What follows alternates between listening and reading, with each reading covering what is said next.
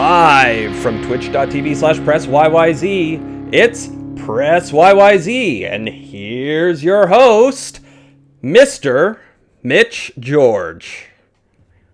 Hello and welcome to an all-new episode of Press YYZ, the only Canadian gaming-focused podcast you can catch live on Twitch every Wednesday at 8 p.m. Eastern Standard Time, as well as on podcast services and that there youtube.com/PressYYZ every Thursday. As previously mentioned, I'm your host with the most, Mr. Mitch George, joined today by the man with fewer follicles, Mr. Nathan McInerney,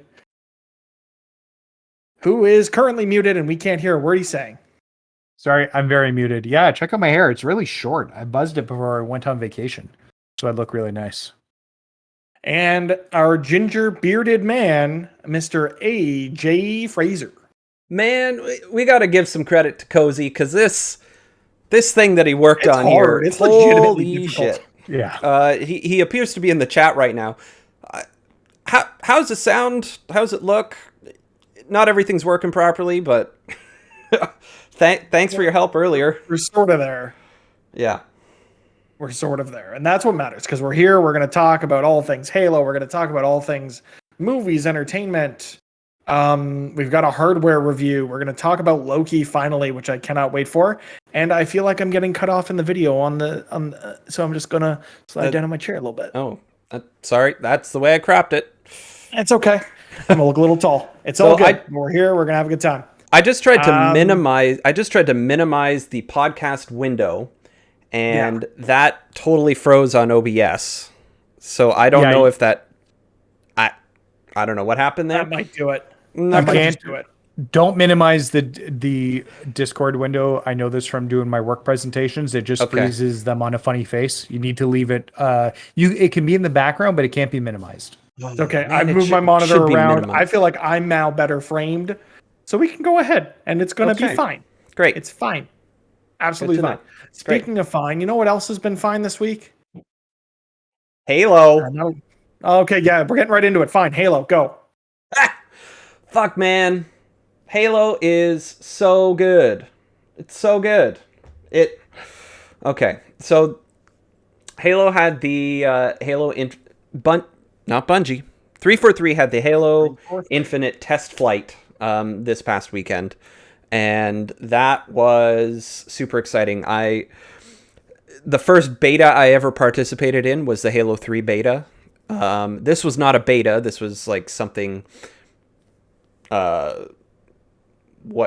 It's a test. It's a server test, right? It's literally them taking their tech, giving it to a large number of people, which they likely would have done had they been able to have people into their offices. Yes.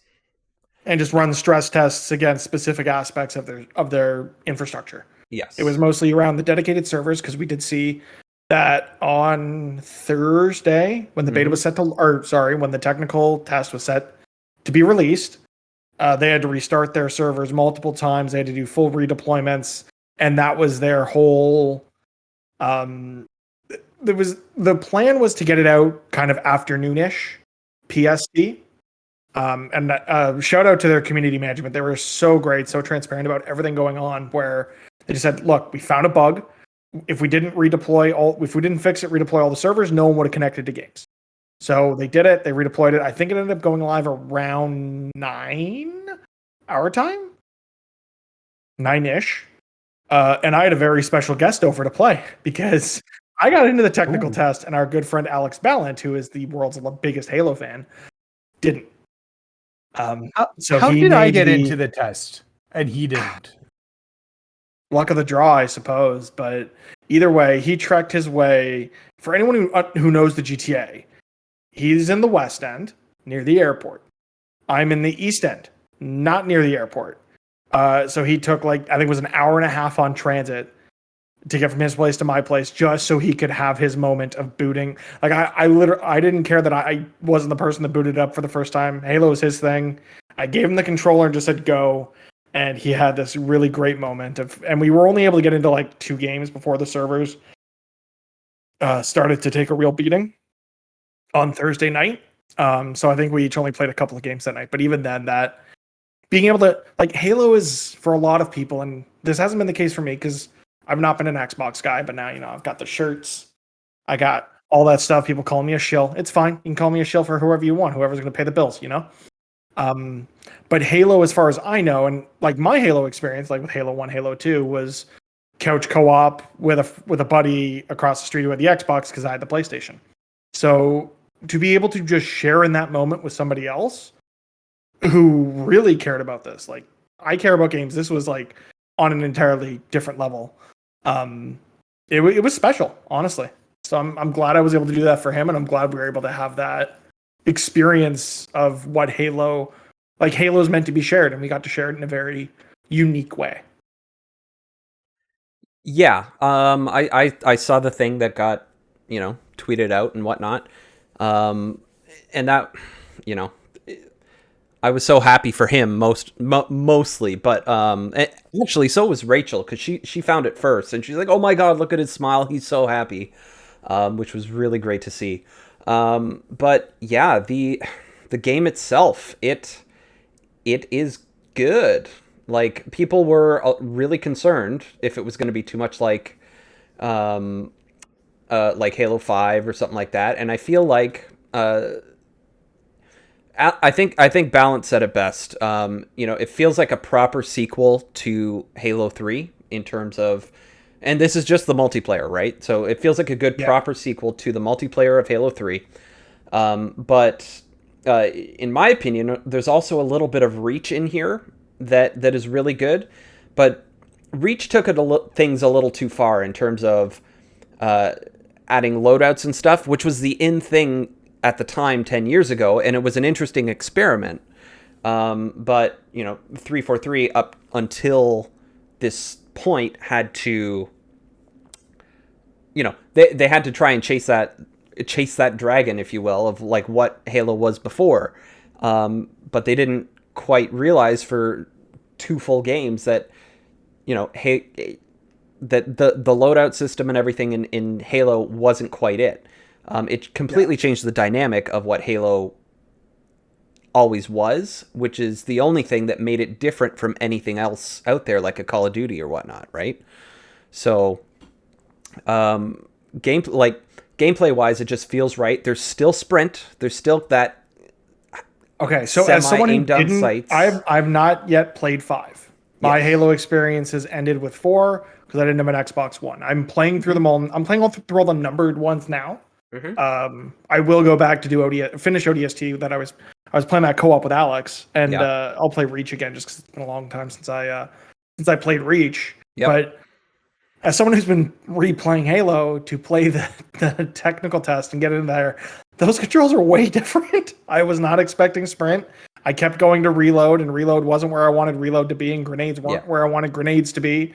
And there was aim down sights, which is just like, it's, for me, that's not Halo. Mm-hmm. And I didn't get a ton of time to play other than Thursday, a little bit on Friday. I went away for the weekend, and I came back. I had a little bit of time on Sunday. Like that evening, shout out to our friend over at twitch.tv/Nate Plays Games. Him and I were streaming it together. We had a hell of a time. We actually played in the window where they turned on PvP. Oh my god, I missed that. We were able to get some PvP matches in, and it was so dang good, and it worked, and it was buttery smooth. Amazing. I was so impressed. But yeah, it's by the end of that, I was really getting into it, and then going back and playing a little bit of Halo 4, because that's where I am in my playthrough, is real different. Yeah. But not in a bad way. Not in a bad way. Not entirely. Nathan, we've been talking a bunch. You're someone who doesn't have a ton of Halo experience. You're kind of in the same boat of me as, not really having the Xboxes over the years, but now having the opportunity to get in there, play this test, and a chance to replay these, masterpieces before the new one comes out. What are your thoughts? So my experience is limited. I actually went away for the weekend, and I couldn't quite figure out on Sunday night how to get it going because the link in my email wasn't working. Got it figured out Monday morning, was able to get a few matches in before they shut the servers down at 1:00. So I actually went right to the point where it said you can't play anymore. You got to see them. You got to see them take it down. Yeah. So that being said, fun. I had a good time with it. Like I said, I was very limited. I only got a few matches in. like on Monday, but I had some good time. I was not great at it. I don't play a lot of first person shooters. I guess Overwatch was the last first person shooter I would have like gotten really deep into, and that would have been a year or two ago, a few years ago, but I did all right. I thought the bots were really hard. Was that just me? Yeah, so what they did progressively throughout the weekend is they took the bots and they started them out on what is the normal difficulty or marine difficulty.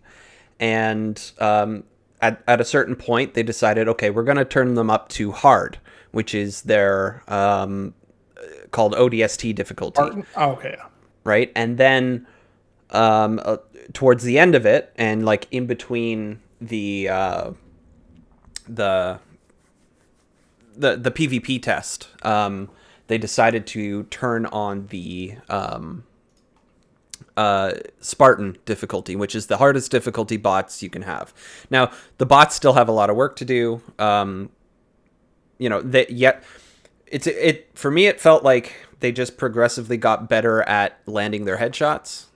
Which I noticed that too. I also noticed that they progressively got better at teabagging. Yeah, because they're learning from other players and they learn the behavior to teabag.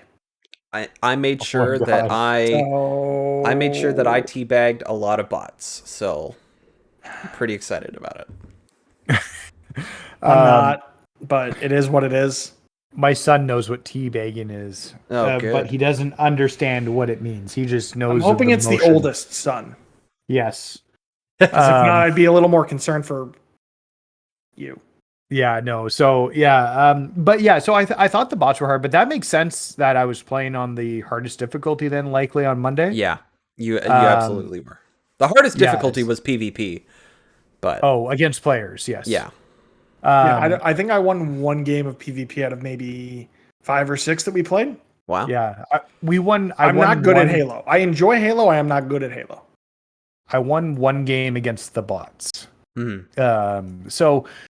But it was good. It was fun. I was moving around. It actually got me to download the Master Chief Collection again and Halo 5 to jump into their multiplayers. Mm-hmm. So I did that briefly. I still have them uploaded. I'm going to try and jump.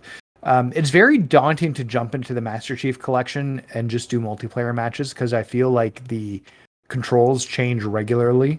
Yeah, based on the game that the game that you're playing in. Mm-hmm. I did load up Halo 5, and that feels more comfortable with where I'm used to, as we talked about, aim down on sights and the sprinting, and that feels more like the speed that I'm used to playing. And I think it's going to be closer to what the infinite gameplay feels like. But I want to get a little more experience in these multiplayer modes, so I'm going to leave them on my hard drive for a little while and see what transpires. Mm-hmm. So yeah, I've never been I got really into, I want to say 4 is multiplayer, because that was the one that I got into on day one with friends of mine that have for years been in the Xbox ecosystem. I'm excited to get back into it for Infinite and to play with my buddy and his brother who we ran games with back in the day. And I really enjoyed my time with it. But that being said, I feel like this is one of those experiences where if you're not there at the beginning, you could get left behind. It's harder to catch up when people get really good with these mechanics, really good with the tools. By the end of the weekend, I was seeing people do incredible stuff with the grappling hook. And it's just like, if you're not there and you're not getting that practice and you're not staying with it, it may become easier to be left behind than in some other multiplayer experiences. Yeah. What is it? Some of the clips that you'd see, especially with that grappling hook, like being able to grapple a weapon midair, things like that. It elevates the gameplay in the correct ways. It just gives you more options, but still kind of keeps the pace a little slower than every other shooter out there. If that makes sense. No, I think that's accurate. I mean, I'm not typically a multiplayer guy. I feel like this last year has been a bit of an exception to that rule for me in using multiplayer gaming to be social. But I'm still very excited just to get my hands on this to play through the campaign. I need to definitely get caught up in the lore, so I definitely do have to play 5 sooner rather than later. I feel like those are kind of the next games on my personal docket to finish up and play through, just so I'm kind of there when that conversation starts up again in the fall, even though I'm still convinced this game is getting pushed to next year. Yeah, I was just say that's kind of like my next question is this game coming this year? And I still feel like it's probably going to be delayed. We don't have a release date yet, and Forza does, and that was a big issue coming out of the Xbox conference. I also think Forza gets delayed out of this year. Really? Yeah, I don't think Forza comes out this year either. I think these studios need as much time as they can with these games. This is like not the typical way to release these, blockbuster games, and I want them to make sure that they take the time they need to put out the best product they can. So Forza's getting delayed. Horizon's already unofficially been delayed, even though they haven't announced it yet. We'll get that at the next state of play, I presume. I think Halo gets delayed. I think Pokemon gets delayed out of this year, and the other one gets delayed well into the fall, if not 2023. I don't like this is the year to get caught up on your backlog.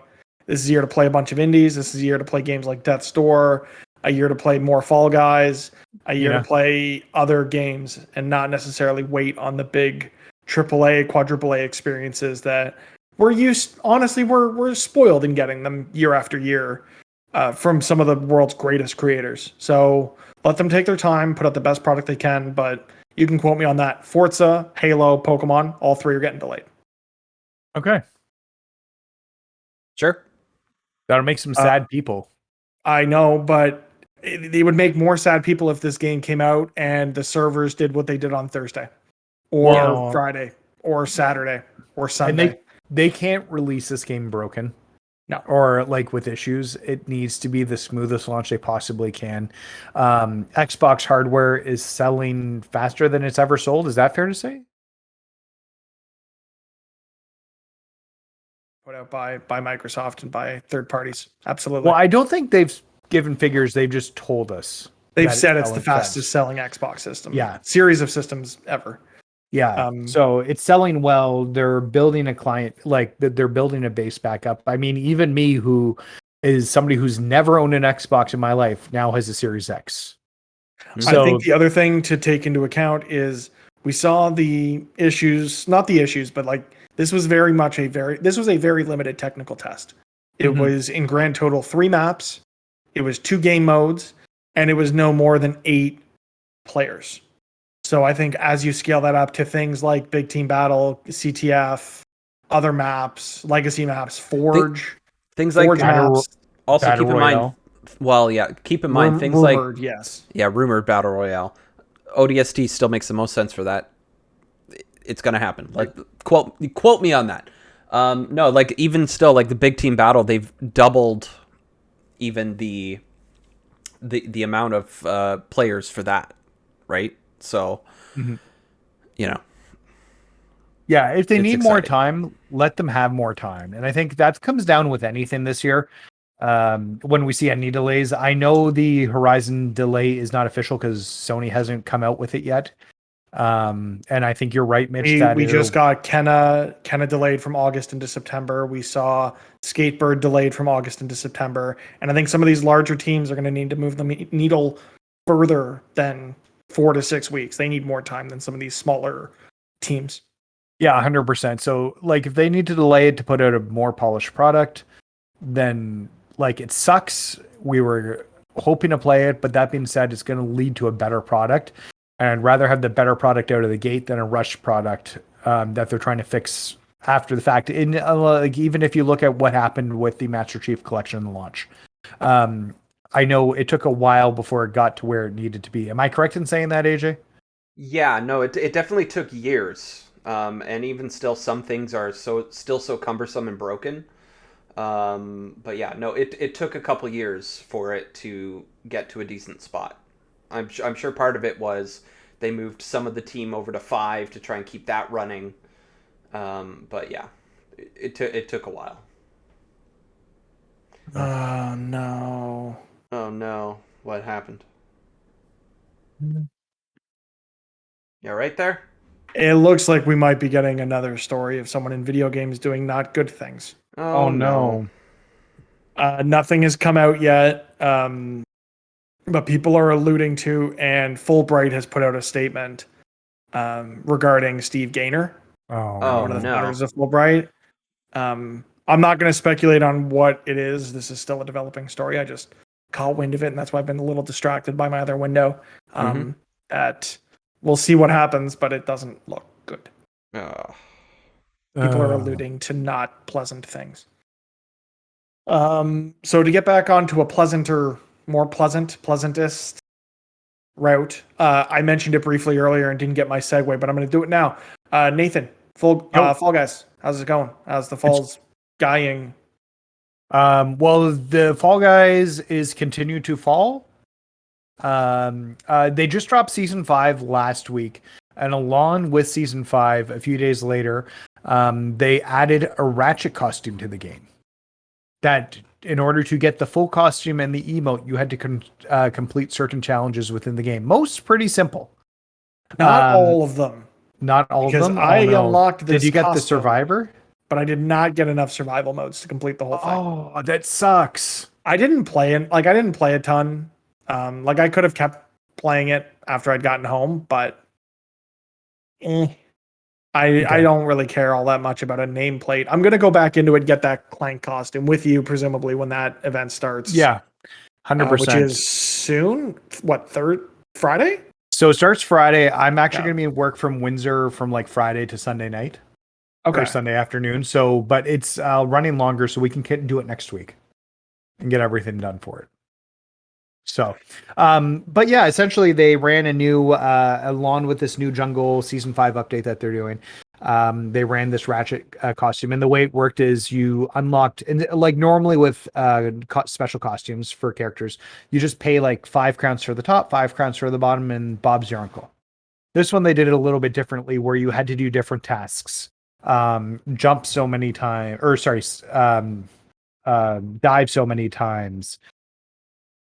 Play a certain number of survival rounds. Yeah. Win a duos match, which makes sense because you have Ratchet and Clank. They're a duo, so yeah, get a duos win. So yeah, no, it was really fun.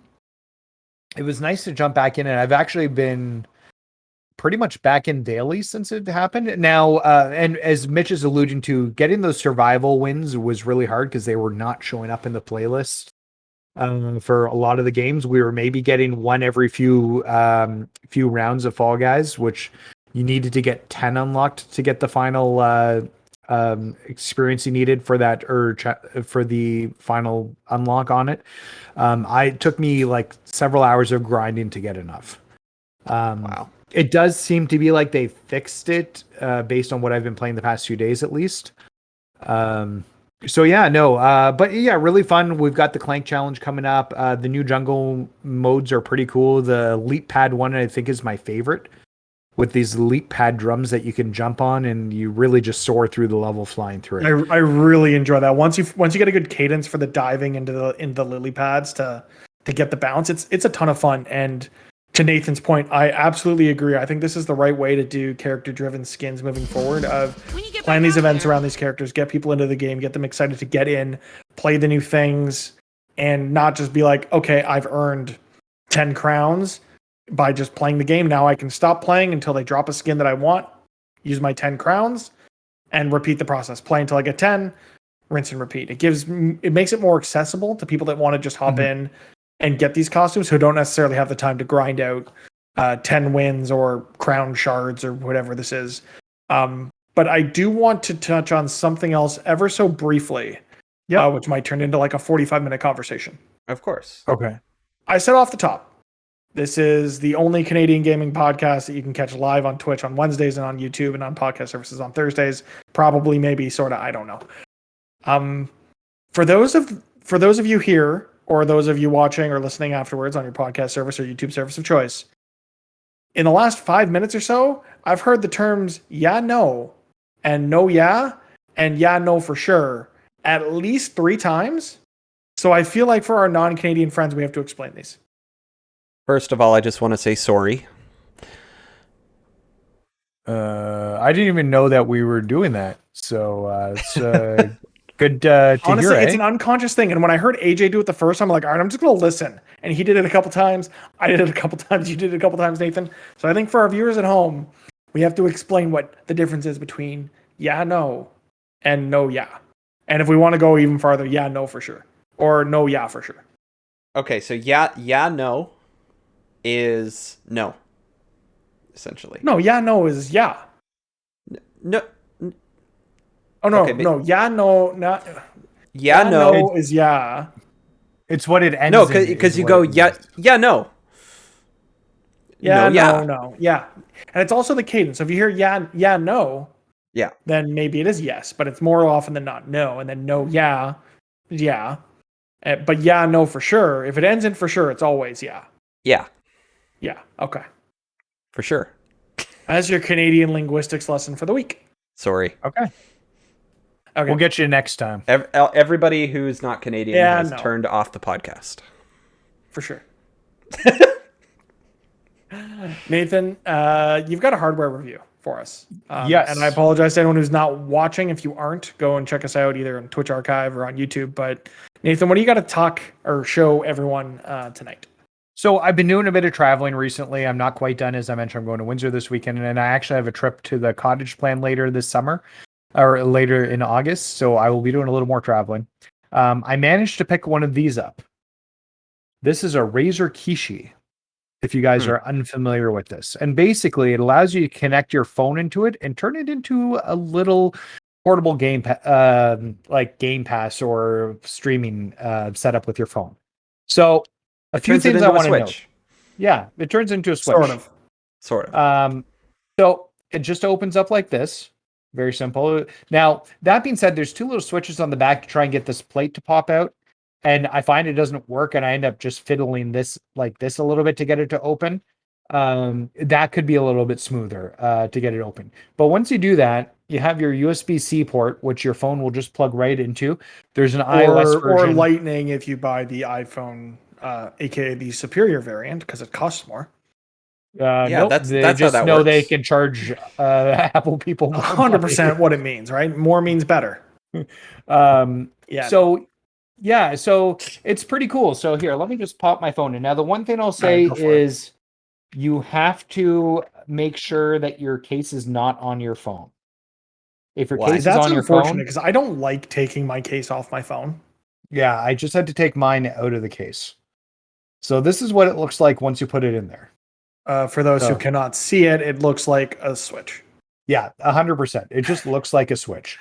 Now, to go over what some of this you can do with this. So number one, this works with the Game Pass app. And this works with Xbox Remote Play. So you can turn the Game Pass app on and actually load up games. I was doing some of the Game Pass quests that came out yesterday because the new weekly monthly quests came out. Instead of downloading them to the Xbox, I was doing them via the cloud here to get those quests for the points. Right. So that works pretty well. Remote Play works pretty well. I don't know if you guys are familiar with the Game Pass quests, but just so you guys are, one of the when you're getting these points from Xbox, which you can cash in for multiple different things, there is a daily quest that you have to do on the system for earning an achievement every day. So I would actually remote into the Xbox and use a Play Killer Instinct through the Xbox and get the achievements that way for achievements that I needed. I'd also be able to go in and click on any spots where I would be able to redeem points. So it worked really well for Remote Play. It worked really well for Game Pass. Awesome. What doesn't work as well, and I know this is going to be shocking, but PlayStation does not work with this out of the box. So the PlayStation Remote Play app apparently only works with official PlayStation controllers at the moment, which kind of sucks. So that being said, there is an app I downloaded and it's called PS. Wait, let me confirm this. I want to make sure PS Play. Yes, PS Play on the Android store. I think it's out for Apple too. And it cost I want to say $6 Canadian. but it allows you to do remote play with this. Now that being said, I'm wondering if that's Android specific though, because I feel like on iPhone it's just as long as it's connecting as a Bluetooth controller to the device. I've used an Xbox controller with PlayStation Remote Play on my phone.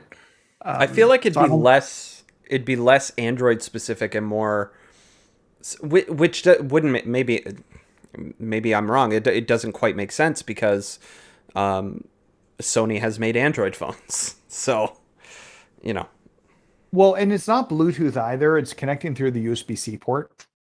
I don't know if that has anything to do with it.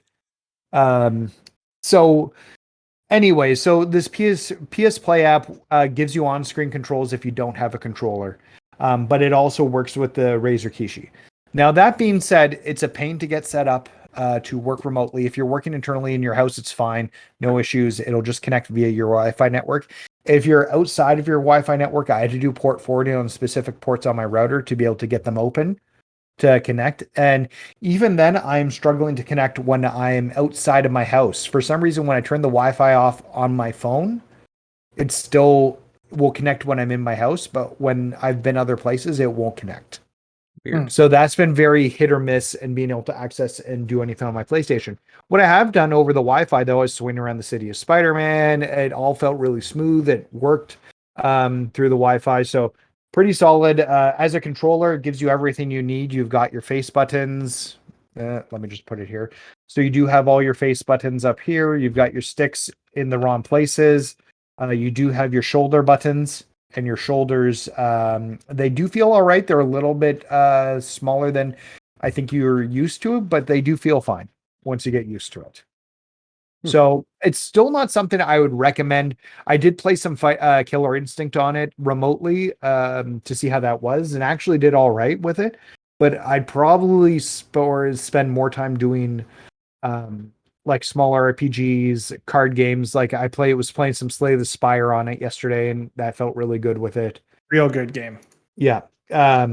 So I think for the games where you can spend a little more time and it's not so like Twitch orientated, I think that's where you get more of your value with it.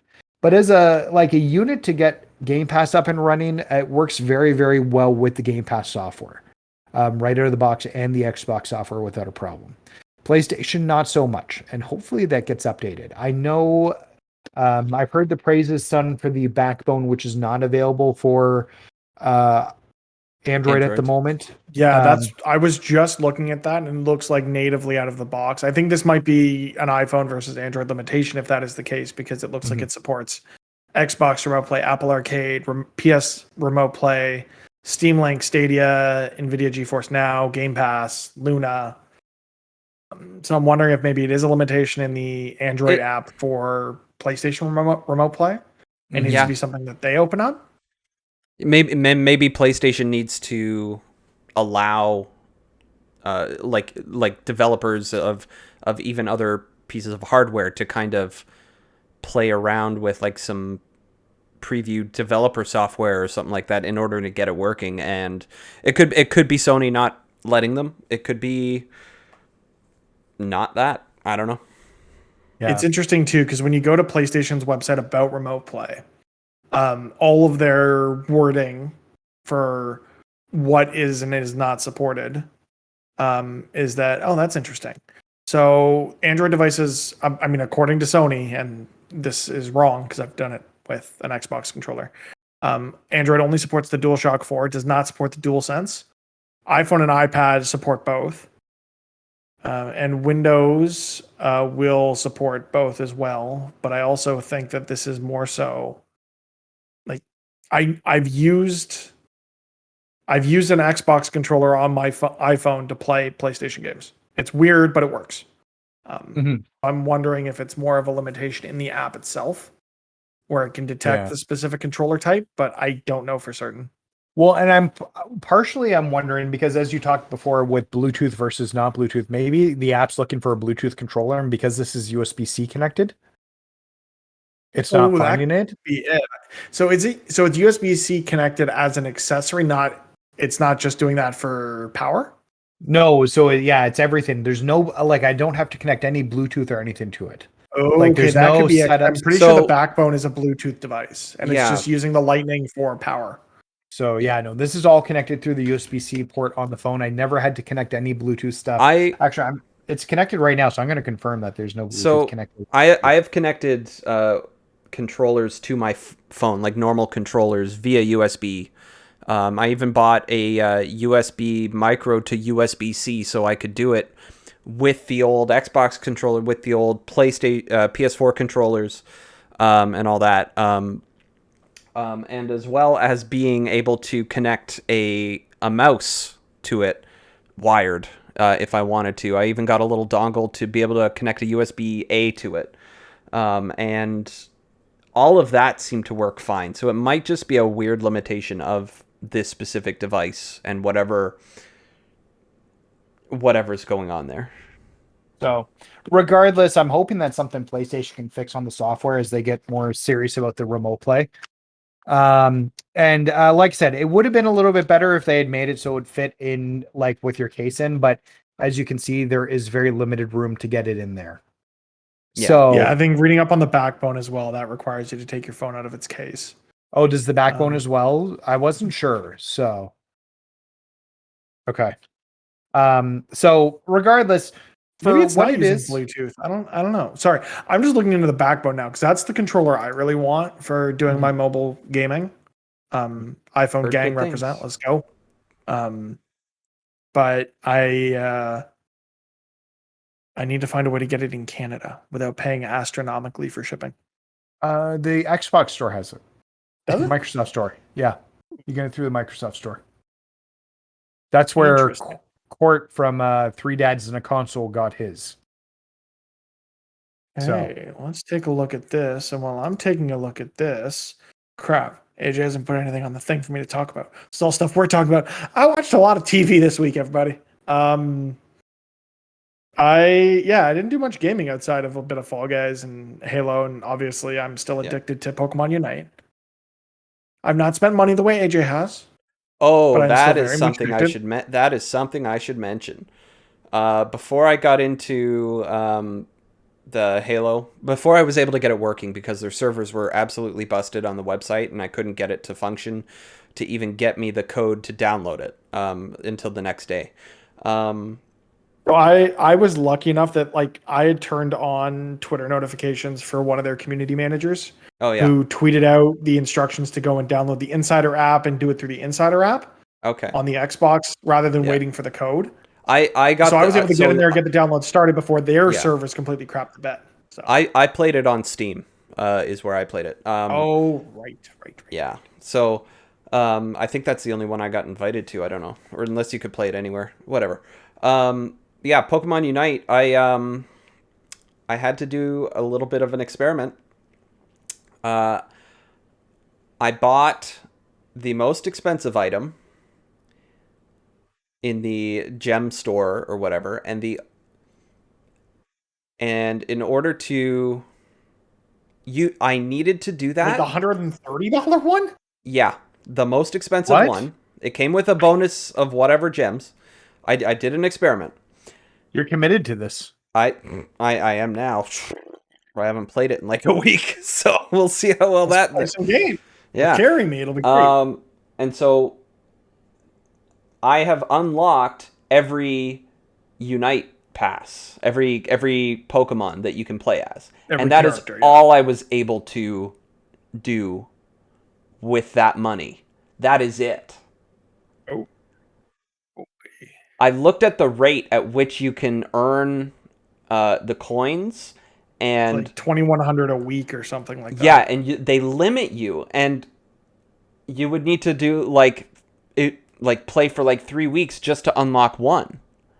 Yeah, and that's where last week's episode was. You do, but you don't, because while they limit you to the 2,100 through gameplay, there are also daily quests as well as.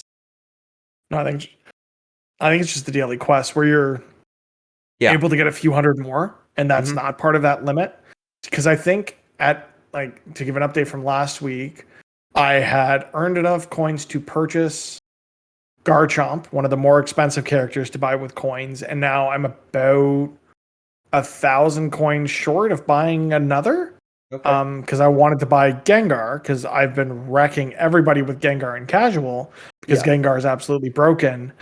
They've since nerfed Gengar, so now I don't know if I'm going to use all that time I've put into this to purchase Gengar. So we'll see where that goes. But yeah, Pokemon Unite, it's still fun in bursts, but it's definitely trying to burst its way into your wallet. Oh yeah. I did the experiment, so you guys don't have to.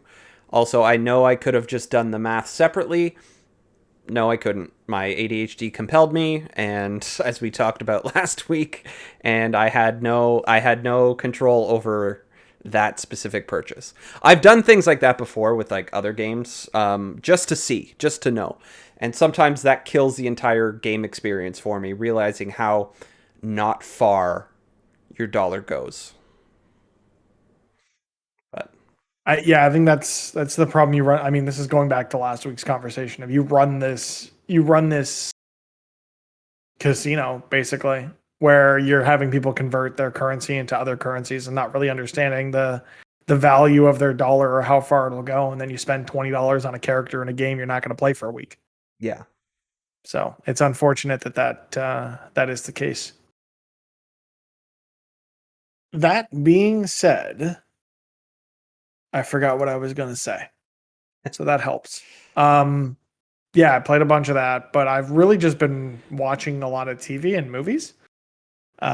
Surprisingly, I went to a theater and saw a movie with a person, which was interesting. What? Yeah, I know, I did right? the same thing. So I went on Monday. It was a holiday Monday, so I went in the afternoon because my wife was working, and saw Fast 9 with a friend of ours, Alistair. Ooh. And that was definitely a film. It was a great film, cinematic Eh. masterpiece.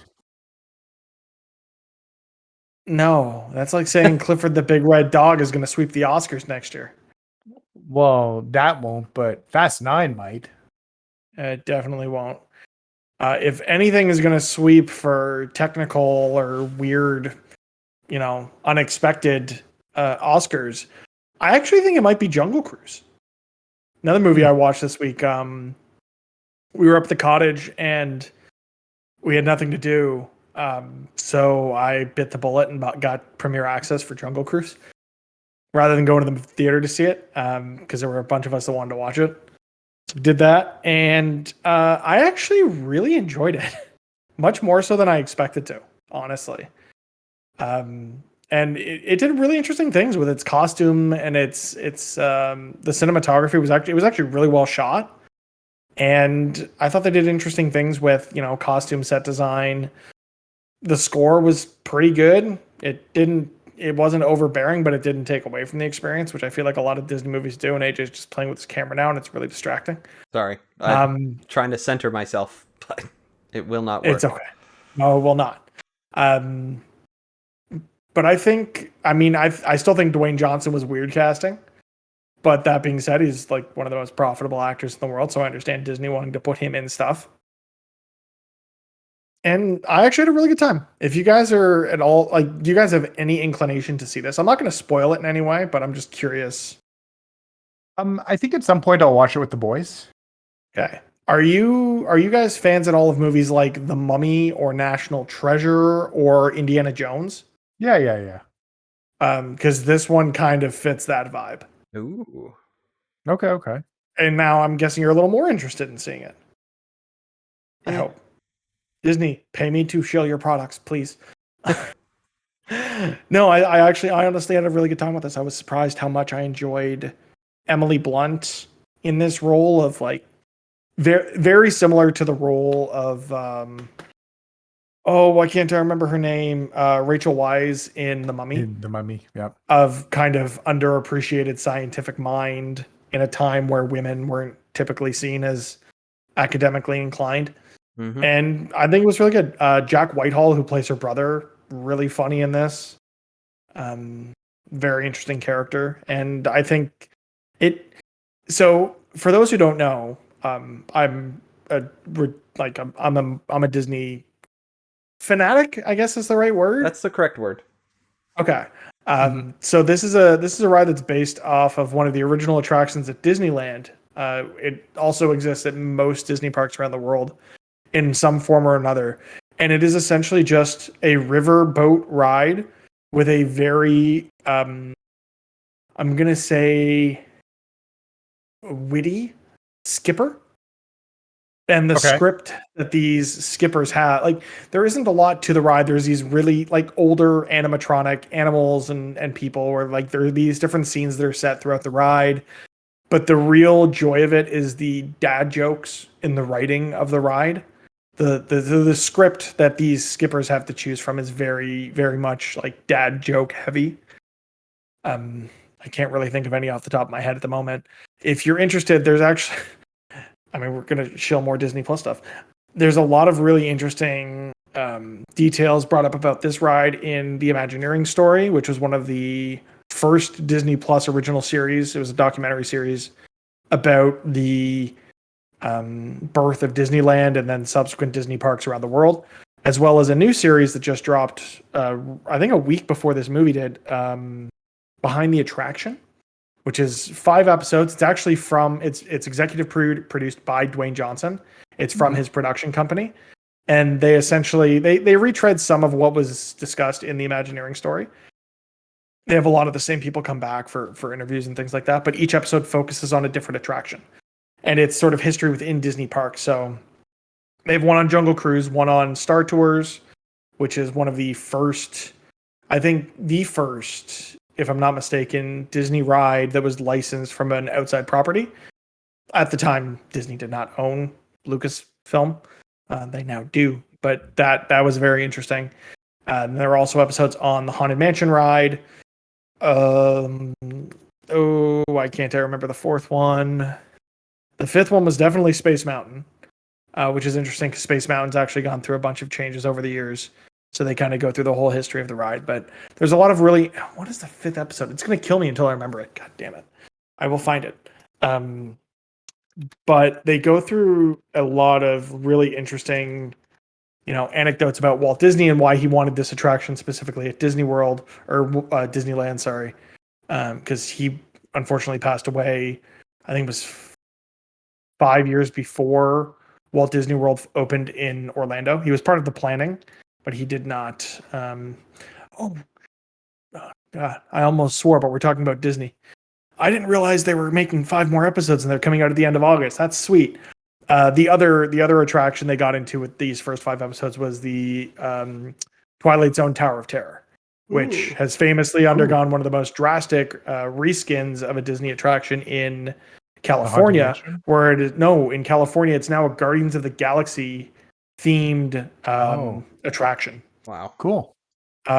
Really interesting about that. Total segue into this. Sorry. So the Tower of Terror, it's a drop tower. It's an elevator. You fall in the elevator shaft. Yay. Scary.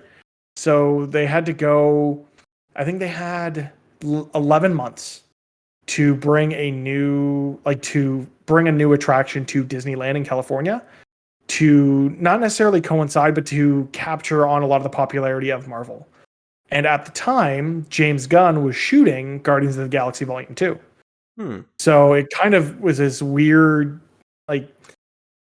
perfect timing scenario where they actually went to the set of Guardians 2, shot all of the footage for the ride with the actors on set, James Gunn directed, and then kind of built the ride experience around that. So really cool. Definitely go and check out Behind the Attraction on Disney Plus. If you're not subscribed to Disney Plus, why are you here? That's all I talk about. That's all we're going to talk about for the rest of this episode, because we're going to talk about Loki in a minute. But the episode on Jungle Cruise was actually really interesting, and it's funny that they took an attraction that is very much grounded in, just Amazon River cruise, animals, bad animatronics, and turned it into a really interesting, pseudo sci-fi mystery adventure film. A lot of interesting twists I wasn't expecting based on what the original attraction was. I really didn't know much about the movie coming into it, and I had a great time with it. Honestly, I would definitely recommend, if you've got kids, if you're at all interested in just watching Dwayne Johnson smolder on screen, because he does that a lot in this. It's a fun time, honestly. Great date night movie. 3 months to get off access.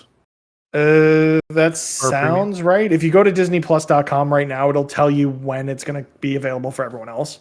Gotcha.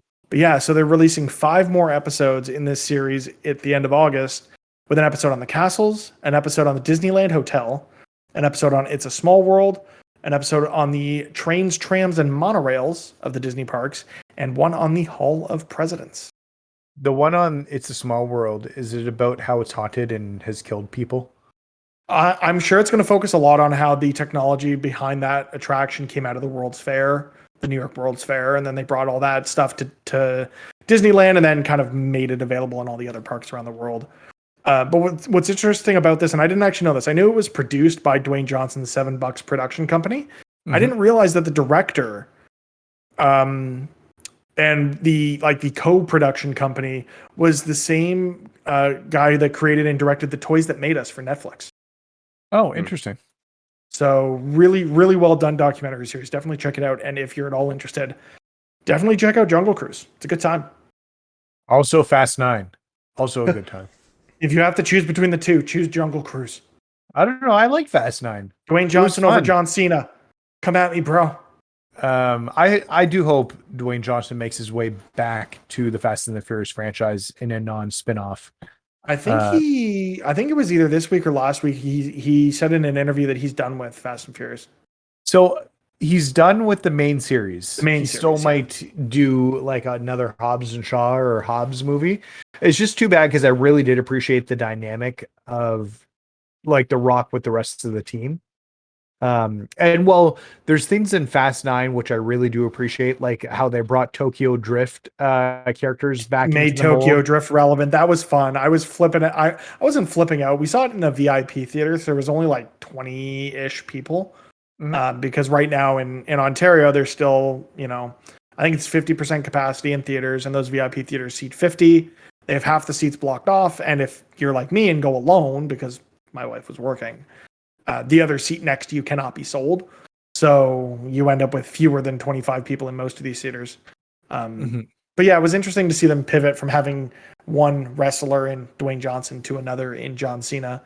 And I'm actually incredibly excited to tie all this stuff back together. Guardians of the Galaxy, Fast 9, John Cena. Suicide Squad comes out this week. The James Gunn directed The Suicide Squad, and I've got tickets with a bunch of friends of ours who are members of this community, including Alex. We're going to go see it on Friday. So I will, if I'm back next week, let y'all know what I thought about that. But I'm very excited about that movie. Yeah, I really want to see it. It's too bad I'm in Windsor because it's way too far for me to go. It's only 4 hours?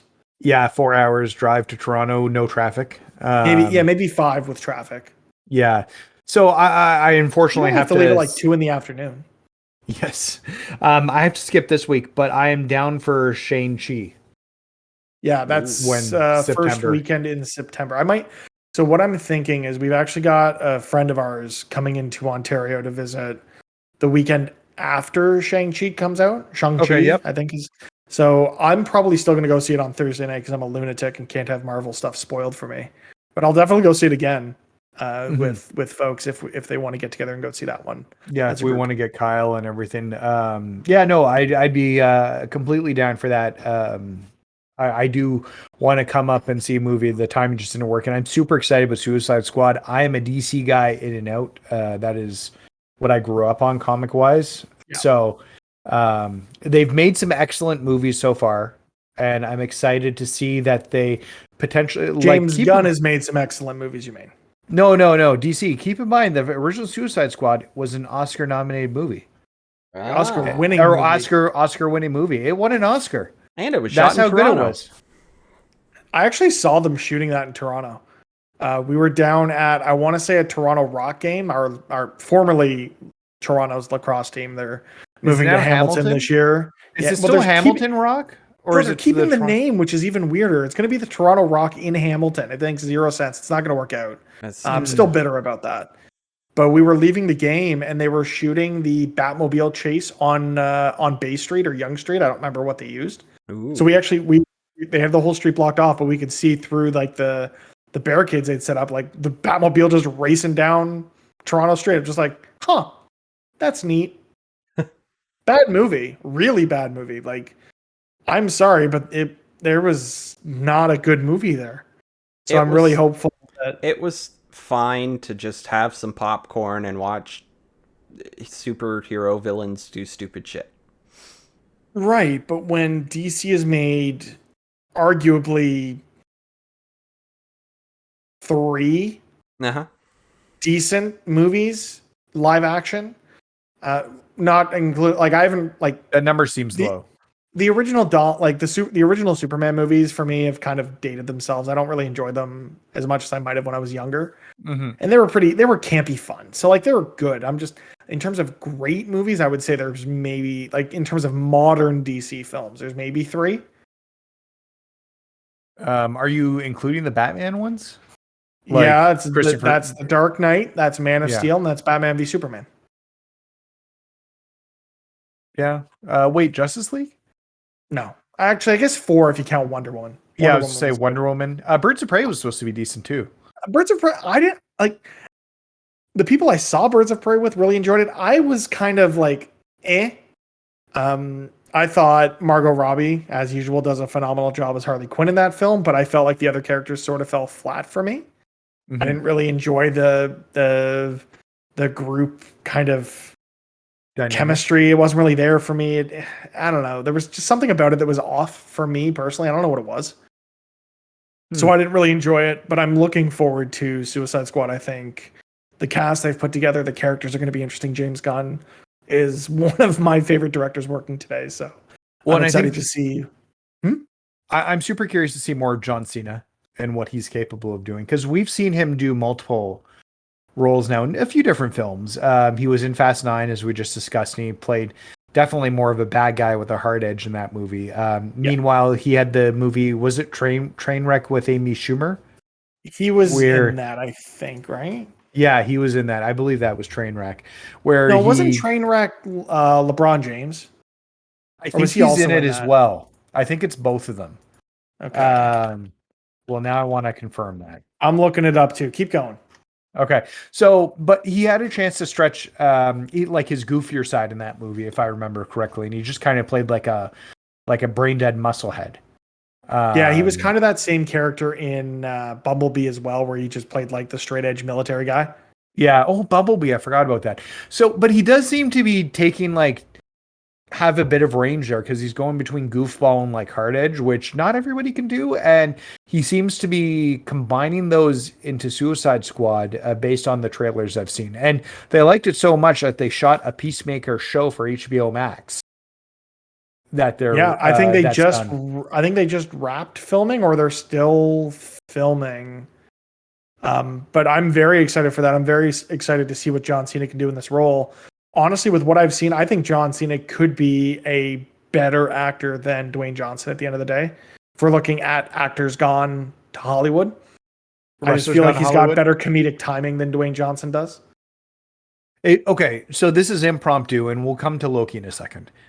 So we've got four major wrestlers that have gone to acting. Can we say that? We've got Hulk Hogan. We've got what did Hogan do? He did movies way back in like the 90s. Kids movies and shit. They're not good. I'm about to talk about the ranking. He'll go at the bottom. But we've got Dave Bautista. Dave Bautista, The Rock, and John Cena. And how would you rank those actors? Hulk Hogan's at the bottom. There's no question. He's not a good actor. So Hulk Hogan starred in such wonderful films as No Holds Barred, Suburban Commando, and Gremlins 2: The New Batch. Don't forget Three Ninjas. Suburban Commando. I was just going based on the known for that popped up on IMDb. Yeah. Suburban Commando, I think, is the one that I remember. That's the one everybody. Yeah, I remember I went to theaters to see that. He tried to be like an Arnold Schwarzenegger, like a Jingle All the Way, almost like kind of hero like figure, I guess. He was also in Romeo and Juliet, as well as Saints Row the Third. I didn't know he was in those. Also, he was in his own racist homemade porn movie. Oh yeah, I remember that. Oh God! Now we've got this stuff. Have you been watching any of that? What's the behind the rope, or what's that series for Crave? No, I don't think I don't think so. God, it's. Let me see if I can find it. Dark Side of the Ring. Sorry. Oh, Dark Side of the Ring. Yes, that's they tackle a lot of very dark topics. Apparently, they're gonna have an episode coming up on what turned into like a really bad PR move, or like a very bad PR incident for the WWE involving Ric Flair, which led to a sexual assault lawsuit and with a couple of flight attendants. And people are speculating online that was part of the reason why he was released from the WWE just this past week. That episode's going to come out and look really bad for him. Wow, it's not good. Yeah, no. Well, we can talk about that a little bit later then. But it's too bad if that's the case. But also, if he did do something wrong, fuck him. Also, the story this week that came out that Dave Bautista was absolutely broke before getting cast as Drax in Guardians of the Galaxy makes me happy because he seems like a decent person. Mm-hmm. Yeah, I'm really surprised about that actually because he was making decent money as a wrestler, and from what I've been told, a lot of wrestlers like have put their money away and were in pretty good shape. So like, and I'm not talking even like high people like if you're talking to even mid-carders, they made enough money and put it away and they weren't spending money like they used to. So I was a little surprised to hear that he was broke. But yeah, no. I'm glad it worked out for him, and Guardians of the Galaxy worked. He's in the new Bond movie. He was in that Army. No, is it Army of the Dead? Army of the Dead? Yeah, Army the of the Dead. Netflix show. Oh So, no. Let's finish your ranking of the wrestler thing, and then I've got something else to bring up briefly, and then we can get into Loki. Oh, no. Okay. I think for me, today, in terms of body of work, I don't think there's anyone that beats Dwayne Johnson. In terms of potential, I think Cena could surpass him. But I really do like what Dave Bautista's done with Bond. With he was actually. Do you ever see that movie Stuber? No. Where it was him and Kumail Nanjiani, and he was an Uber driver, but Kumail's character was an Uber driver, but Dave Bautista pulled him into this weird I don't know, crime thing. I don't remember exactly. I think I remember hearing about this. Yeah. It was not good. I watched it on a flight. But they did a lot with very little. They were not given very good material to work with, but I still think they did a good job of pulling it off at the end of the day. Okay. That being said, I wouldn't recommend seeing it, but I think a good actor can make a bad movie tolerable. Elevate the material. A little bit, yeah. And I feel like he's done that in some of his works. And then, fuck Hogan. I would like to see, and I heard this pitch to John Cena, and he said he was trying to get this made years ago. No, CM Punk was trying to get it made years ago because CM Punk's dabbled in acting a little bit, not nearly the same way, but an expendable style wrestling movie. Oh, also don't forget Adam Copeland's take in Vikings, right? Yes, he had a recurring role in Vikings, didn't he? Yeah, he I think was actually a main cast member of Vikings. He was also in that show Haven. I never saw Haven. Yeah, it was a sci-fi show. Wrestlers do TV stuff here and there, but mainstream movie stuff, that's harder to break into, and there's very few people who've done that. So, which is funny actually, because definitely wrestling has some acting chops to it if you can do it right and play characters. So, anyway, so that's enough about wrestling. Well, AJ, how do you rank the wrestlers? How would I? And you're a non-wrestling person, right? Yeah. I mean, as a kid, I thought the Attitude Era was pretty cool, but I never really caught or watched a match. I just thought the idea and everything around the characters was cool. Mm-hmm. But I think I would put Rock at the top, followed by probably John Cena, then Batista, and 20 tiers down is Hogan. So I think that's fair. Hogan comes in even under the Miz with those crappy WWE movies they made back in the day. Yeah. Oh, those weren't terrible. Miz wasn't bad in those.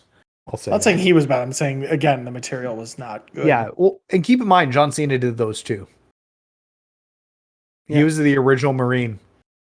It's true. So That is true. That's where he got his big break. And then the Rock's Dwayne, and then the Rock's words are hard. Dwayne Johnson's big break was as the Scorpion King in The Mummy 2, bringing it all the way back to Jungle Cruise and the Mummy vibes that movie gives us. So, Yep. All right. Sweet. We've got an article from Polygon on the Fulbright situation with Steve Gaynor. I was good. reading it.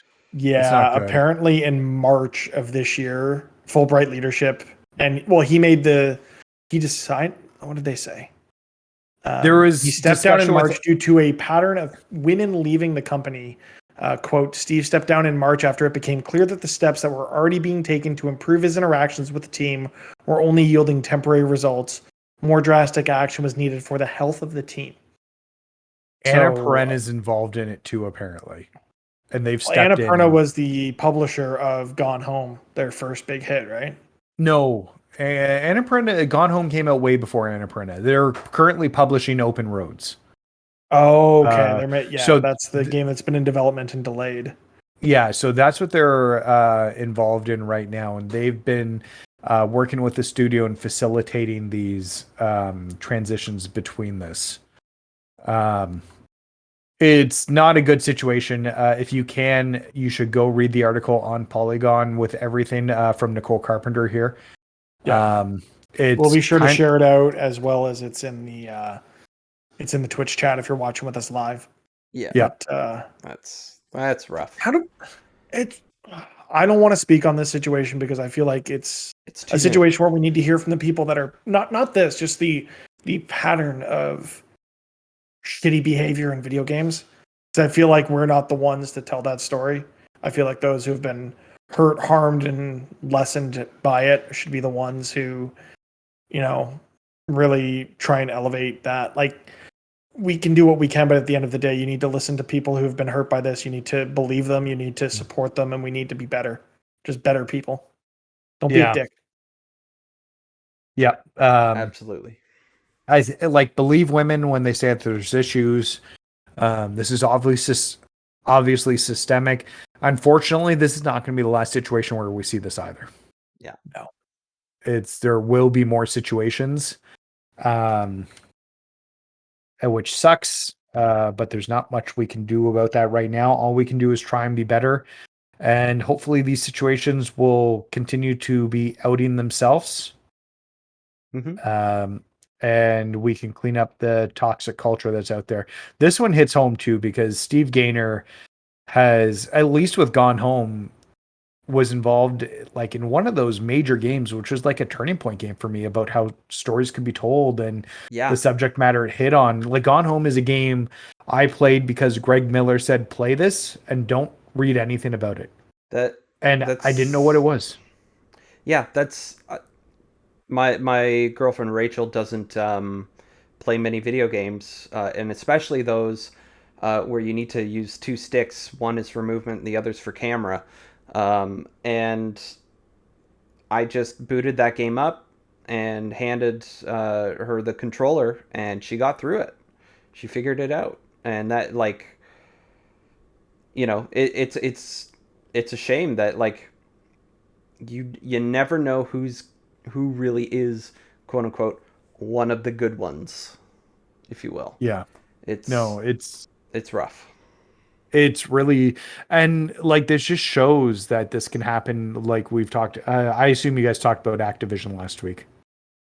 Actually, no, we didn't. No, we didn't. It was kind of the same situation of not wanting, we aren't the ones to tell that story. The stories are being told by people who are much smarter than we are. So go and listen to them and that's fair. Read their stuff. So we didn't touch on that stuff. This situation does feel different in that it's more so it's, from what I've read, and I've only just perused that this news is just breaking, so more could come out. It seems more degrading to staff in general, as opposed to being sexual in nature, as we've seen in other instances, specifically with Blizzard. Yeah. So it's awful to see this. People, what really kills me is he's still working on the game. Yeah, so he's now a writer. How is this man still employed? Well, and I think, and this is one of those tricky situations that, because Fullbright for a while is Steve Gaynor, He is forever associated with Fullbright because he is that leading designer in Tacoma and Gone Home. Steve Gaynor is the Sean Murray of he's Hello he's Games. the Ken He's Levine. the Ken Levine. He is that person. It's the auteur and the artist versus the culture of the company. And I feel like I'm surprised Anna Perna didn't step up here. Like right now, they're acting as mediator between Gaynor and Fullbright, apparently, according to this article. There's no communication between both of them. Gaynor is helping finish the story on it. I would assume that when this is done, he's done, right? You'd think so, but we have to see. I would assume so. Now, there were some things that were really weird, which I didn't know till just now. In this article, apparently Steve Gaynor was using the Fullbright Twitter as his own personal Twitter. For a long time, yeah. At Fullbright was his personal account, so they forced him to change that.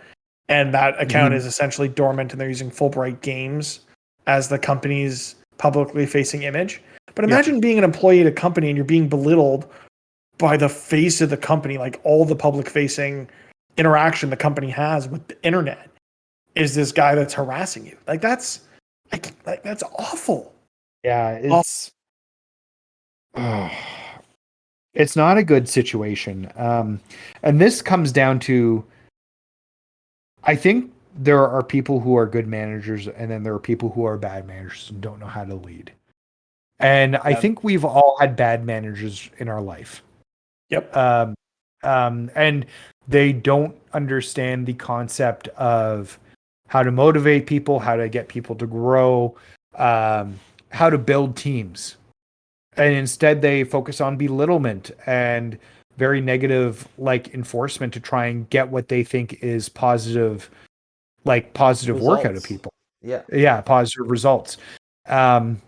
So, and while you're correct, Mitch, based on this article, it doesn't seem like there's anything necessarily sexual about this. This seems like somebody who wasn't a good manager, who was in over his head, running from a management perspective and dealing with people. That being said, it seems like a lot of this, toxic behavior did target the women at the studio. Mm-hmm. And as a studio that has been, the stories they've written have been about a young girl, and I never played Tacoma, so I'm not sure exactly what the story is there, but Open Roads being about a mother and daughter, like this doesn't seem like, it seems like the creative driver of this wouldn't be such a piece of shit. Yeah, well, except you'd hope so, but then you've got Joss Whedon and Buffy. It's true. Yep, that's very true. So Joss Whedon's known for. Was Buffy an original character? I thought that was an adaptation. No, so Buffy, he wrote the original Buffy movie. Oh, okay. It was directed by other people and the script was cannibalized, but he wrote the original Buffy movie. But then you take into effect, in his career, he's got Dollhouse and he's made a career on strong women and creating strong women. It seems like Gaynor may have done the same while treating women terribly behind the scenes, and it's awful to see. And this industry needs to be better about the way that it treats everybody, and in instances like this, specifically women that work in this industry. Otherwise, I really hope that people continue to step forward and continue to be brave and continue to out people who are causing problems and making bad workplaces and inappropriate workplaces. Nobody deserves to have to work in that. The things we can do as outside observers: read the stories, share them. Don't believe people when they have stories like this. Support them, lift them up, share it, make sure that their stories are heard and that these mistakes aren't made again. Mm-hmm. Oh, I think finally then, with the last little bit of time we got left, it's been a while coming. We've been trying to wait for a fuller crew or a more complete cast, but we've got Marvel's What If starting next week. Mm-hmm. And if I don't talk to somebody about Loki before that comes out, I might pop. Let's do it. Do it. Okay. Are we right into spoilers? Or I'm gonna press the spoiler mode button and see what happens. Ooh. Which means it's definitely not gonna work. It's not gonna work properly, I bet. Okay. Probably it's not. Saying spoiler warning on the bottom ticker. I can tell you that much. That's good enough. I don't know what happened on Twitch. But if you're Oh wait, I've got Twitch up. My lights just flickered, and that made me nervous. Spoiler My computer was gonna restart. warning is on the Twitter bar. Yeah. Okay. So from Good this enough. point forward, if you have not seen Loki and you want to tune us out now, come back after you've seen it. That's totally fine. If you do, great. We'll see you next week. But if you're with us to talk about Loki, we're going to get into all the nitty gritty and spoilers, and hopefully not go for more than like another 2.5, 3 hours. Yes. Yeah. This is the most important show Disney's put out on Disney Plus. Yes. So far, This yes. changes Absolutely the largest entertainment property in the world in ways that cannot be undone. Yep. This almost Anything is feels. possible. This almost feels like what WandaVision was going to be before it wasn't.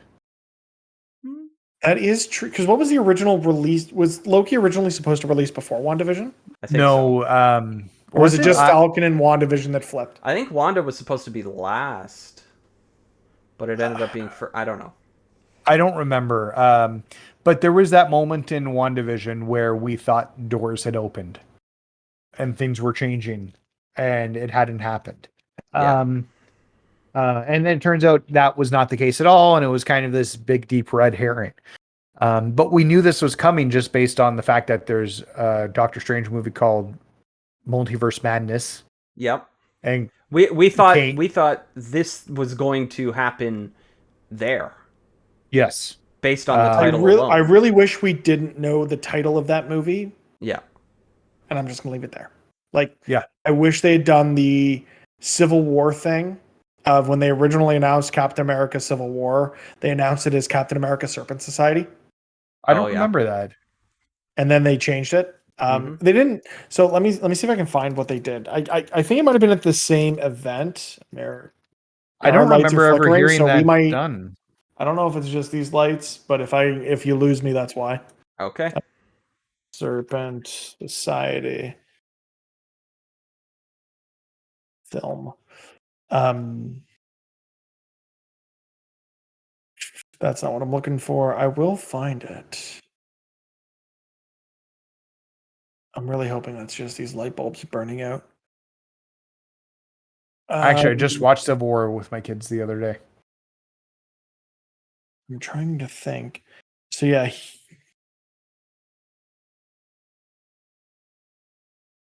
You guys fill some air while I read this. Okay. So yeah, I just watched Civil War as we were just talking about that with my boys the other day. They enjoyed it quite a bit. Good. You're working your way through the whole thing, or? Yes.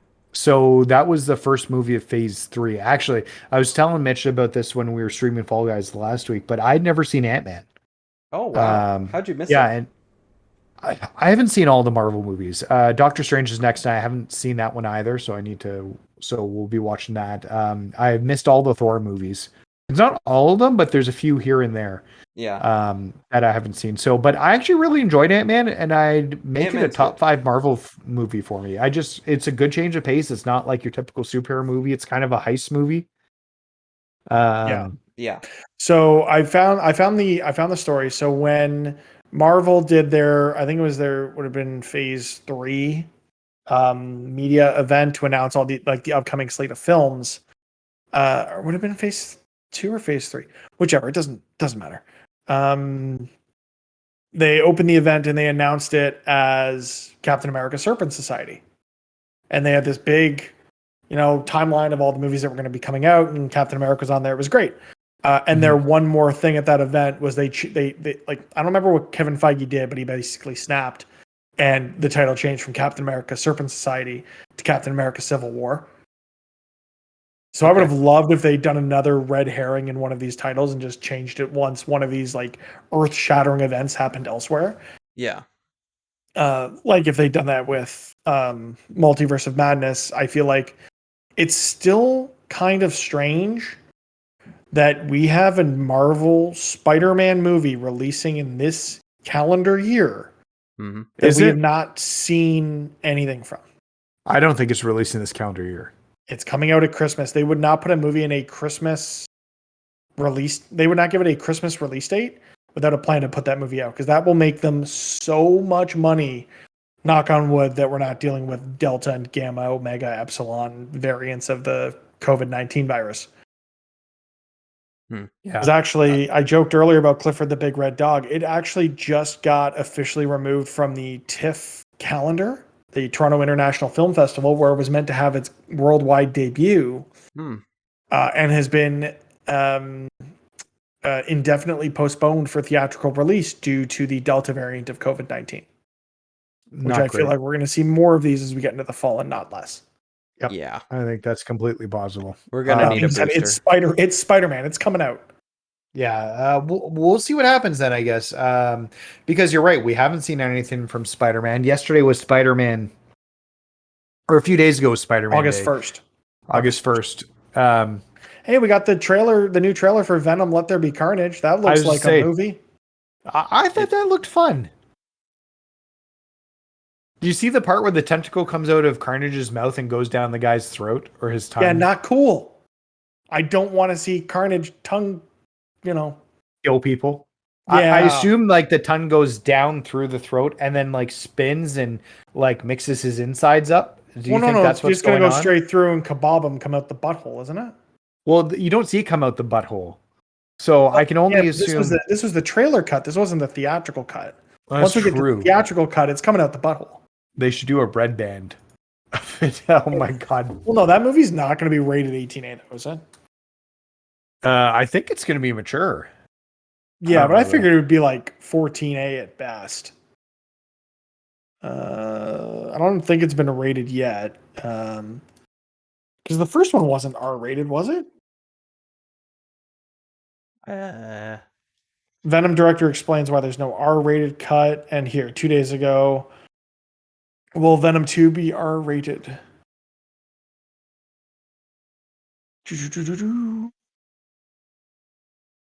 No official confirmation yet.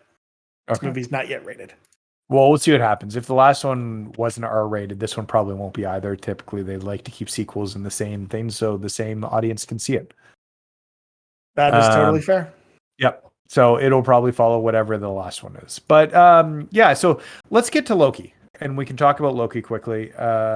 It's a fantastic Disney series that I am super excited for that will be coming back for a second season. Because at this point, with the exception of like at least with Marvel universes, they all seem to be one and done at the moment. So the fact that we're going to get more stories with Tom Hiddleston in this role is exciting. It's unfortunate that they announced the second season before the first season released, because that would have been a nice reveal. Did they? They did. Oh, I had no idea.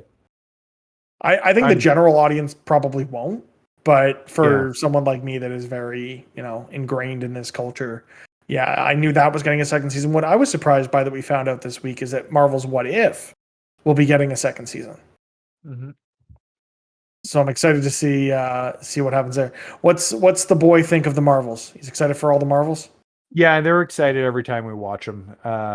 We've been going through them as we've discussed. So we're through Civil War. All of them. I'll accept my youngest fell asleep. It was like 11 o'clock at night when we were finishing Civil War, and he passed out on the couch. So.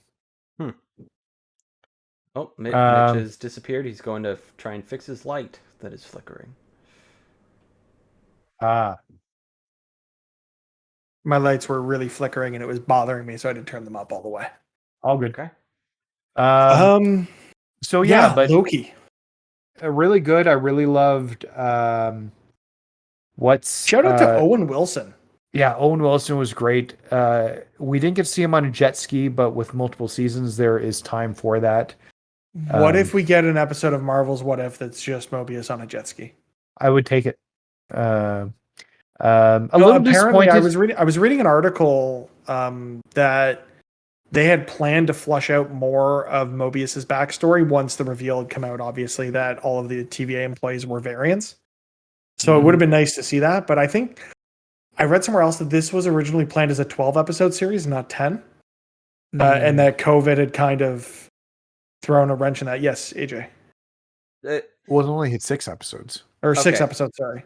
Partway through the series, I came to the conclusion that maybe, and I think it was because of the place after they got what after the variant, wherever the hell the variants go to They face. get pruned and go to like that That's graveyard thing. Yeah. Yeah. Because the only people there were Lokis. Is Yes. Mobius a Loki variant? No, because he got No. pruned by someone else. Yeah, but he was in the same place where only Loki variants seem to survive. They sort of explained, like, the other variants that they? were there kind of explained it, that only Loki variants survive. Because, like, we see that ship and full of people. Mobius survived there. That's what I'm saying. Yeah, but for all like, we don't an hour, like if somebody got pruned and or not pruned, if somebody was a variant and had their memory erased of everything and had their personality wiped and all of that, and they became somebody else, like in at the TVA, could that not include Mobius? Could he, the reason why he goes after the Lokis that are causing trouble, because he is one himself, and so therefore he might be best suited to do so. It's a bit of a stretch, but it's possible. I think the survival aspect of it is, I think it's more so the amount of time that he spent there. Because we do see like that ship that gets pruned and immediately the crew are immediately killed. I think when he arrived, the thing probably tried to kill him, and he was able to find the pizza delivery van or whatever it was he was driving around. He got lucky more so than other non-Loki variants. And also, not all variants that are in there are Lokis, because we do see Throg. Oh, that's true. That's a Thor variant. We do see Thor as a frog, voiced by trying Chris to reach Hemsworth. for Mjolnir and cannot get there. Also, shout out to Alligator Loki just because of the memes. I love the memes. Is Alligator Loki's brother Alligator? No. Sure. Yes. Okay. Well, the whole situation reminded me, and I brought this up with WandaVision, like watching Lost back in the day, and get like every episode you get to the end, you're like, I want to know what happens next, because they leave you on a cliff, like a solid cliffhanger, and I never quite got that from the Falcon and the Winter Soldier. No, it was very. It felt much more like standard Marvel fare. Yeah, it almost could have been its own. Like, honestly, it could have been shortened by like an hour or two and been a movie. See, I like the time that we spent with the villains in Falcon and Winter Soldier. I like the amount of time we got with John Walker. I like the amount of time we got in Madripoor. I think. Have you guys seen Black Widow yet?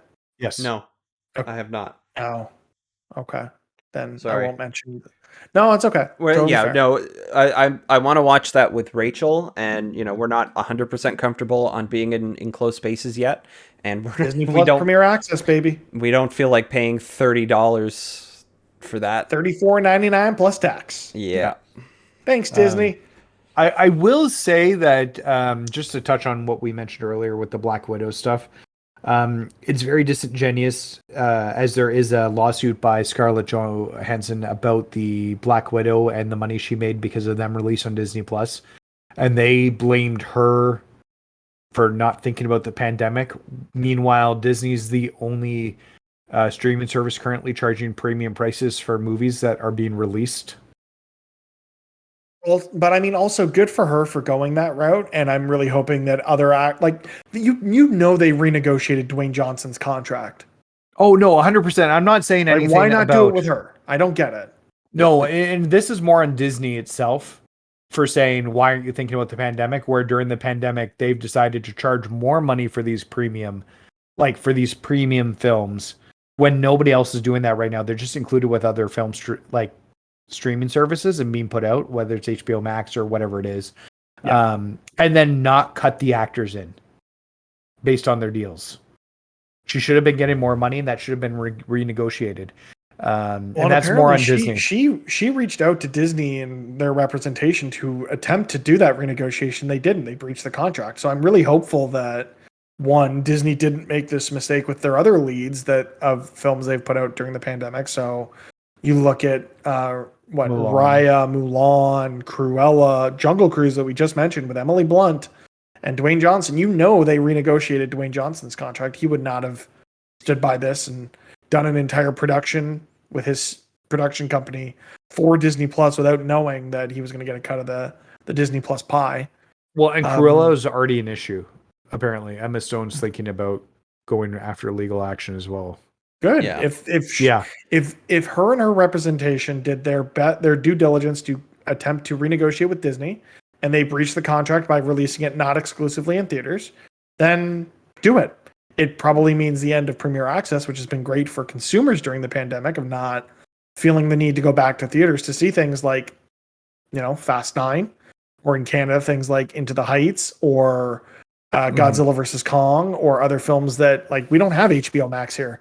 So unless you have a friend or a VPN, you can't get those films other than paying the premium of going to iTunes, Google Play, or whatever, and paying the $25 for 48 hours versus the $35 Disney's charging to own it in perpetuity until it's part of just the standard Disney Plus library. I don't mind them charging that $10 premium because the way, for me, the way I consume Disney Plus, and that's not the same for everybody, I watch Disney Plus daily. It is my most used streaming service by a wide margin. So to be able to go and rewatch Raya a few times before it hit for everybody, or rewatch Cruella once with my wife and another time with my sister, my mom, and Black Widow, same situation. Jungle Cruise has been the same situation. I've already seen it twice or 1.5 times. We fell asleep during the second shot. We're going to finish it maybe tonight after the podcast, if we can wrap it up soon. Yeah. I appreciate them doing that from a consumer standpoint, but I understand from a talent standpoint, they need to make what they're owed. I can't remember if we talked about this when they released the Black Widow box office numbers, and then also for the first time released Disney Plus Premier Access numbers. And they did the same thing on Jungle Cruise after the first weekend. The numbers included Disney Plus Premier Access. That's pure profit for Disney. There's some advertising budget that goes into trying to promote Premier Access, but they own the platform. So that is more or less pure profit. And they need to make sure that their talent are properly taken care of if they want that to be an option moving forward.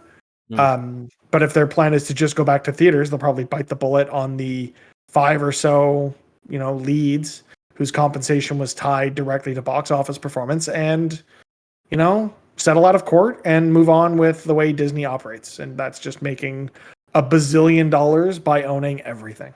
Yeah, no, they need to pay them properly. And I know we'll talk about it more with What If when it comes out next week. But she hasn't been brought back for the voice acting, along with several other people, which is a surprise because I think they initially said they were going to have all the voice actors initially come back for it. They were going to try to get as many as they could. Was my understanding. But we knew, I think initially when they announced it, we knew that both Chris Evans and Robert Downey Jr. were not going to reprise their roles in the series. I think now we've learned that Tom Holland is not in it as Spider-Man, which I think is very disappointing. I think he's the best Peter Parker / Spider-Man we've gotten yet in live action. And this should be his role until he doesn't want it anymore. We found out via Twitter, and James Gunn found out the same way, which was even worse, that Dave Bautista was not even asked to reprise his role as Drax for Marvel's What If, because we've seen Drax in various screenshots, because we know we're getting the What If scenarios of T'Challa as Star-Lord. And James Gunn immediately replied to that tweet saying, "What?" when Dave Bautista said he wasn't asked. I don't know if that's a Marvel decision or a Disney decision, if it's budget or what, because they'd have to pay these actors a premium to come back and do this. Yes. But I feel like an actor like Dave Bautista would do it for whatever it might be. And they brought back Haley Atwell, who's going to I'm surprised she hasn't already, like, her career hasn't blown up already, because she's going to be in the next Mission Impossible movie. She was phenomenal in Agent Carter, phenomenal in the first Captain America. We know we're getting Chadwick Boseman's last acting performance as T'Challa / Star-Lord in this series.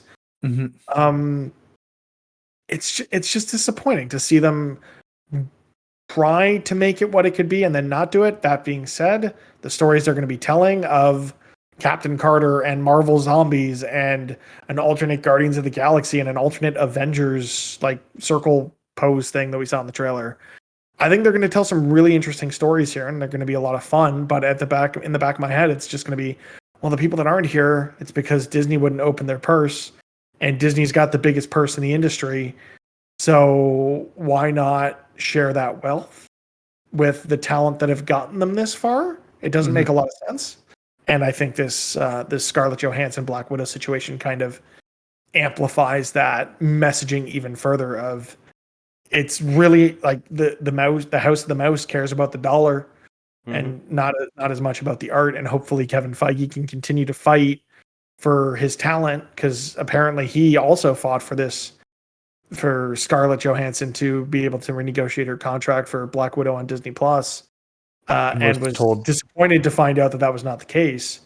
So hopefully he can right this ship and keep it a positive relationship. Otherwise, you might see actors pass on Marvel opportunities knowing this is a possibility. And it's unfortunate that we're in this situation.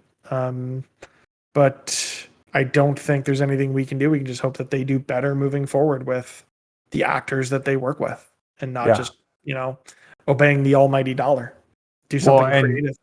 Like, the actors need to push back and get these into the contracts now too.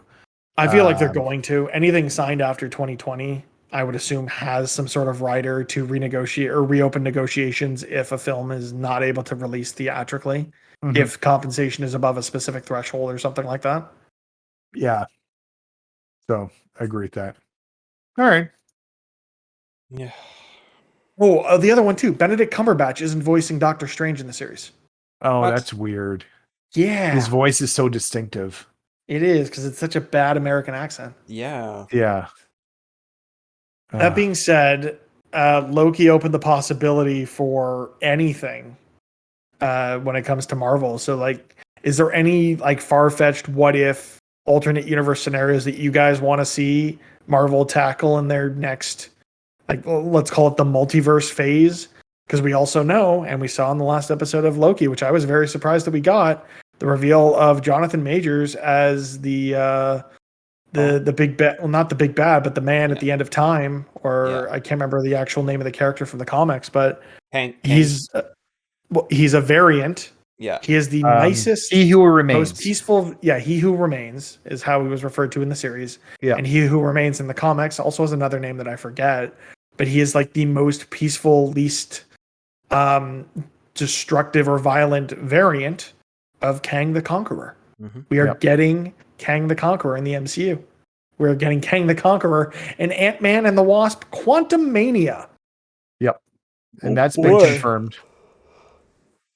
So what was it, Yanni? Yeah. So I just said, oh boy. Okay. So, like, we know we're not getting DC anytime soon crossing over with Marvel, obviously. I mean, until Disney buys DC. Yeah, apparently. But I would like to see the Squadron Supreme, which is their take on a Justice League-ish team as a what if, or like movie, or just as a villain. Like, they've been villainous in the comics before. I think that could be really interesting. So I think, like, when I'm thinking about, like, what's, like, off the wall, also, like, we have a great Spider-Man and Tom Holland, but I would love to see Miles show up, specifically Miles from an animated Miles interacting with Tom Holland from Into the Spider-Verse. I mean, I think this opens the opportunity to get the live action Miles, which is what I'm really looking forward to, because we know Sony wants Tom Holland in their movies really bad. Like, really, really bad. Yep. They've hinted at it with, I think, spoilers for the Morbius trailer, I think. Michael Keaton shows up in that. Yeah, and the rumor is that he's playing the Vulture character in that. He's in the jail, I think, in the movie.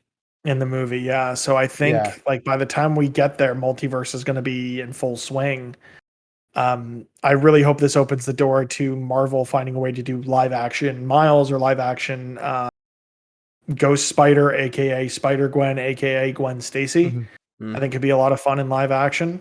Heck, give me Nick Cage as Spider-Man Noir in real life.